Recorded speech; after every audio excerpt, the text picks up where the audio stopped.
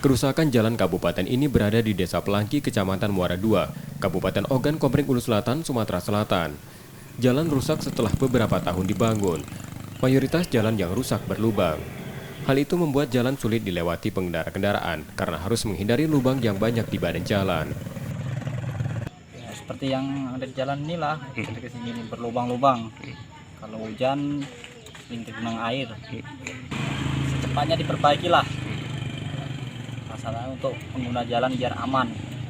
Sering kecelakaan di sini, Bu? Iya, banyak malah. Kadang mobil lah miring-miring, betul buat pisang budak sekolah.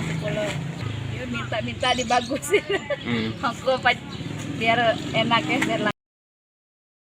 Kerusakan jalan karena kurang perawatan, ditambah sering dilintasi kendaraan bertonnase besar. Bahwa kendala atau kerusakan yang saat ini terjadi terdiri dari beberapa hal. Pertama adalah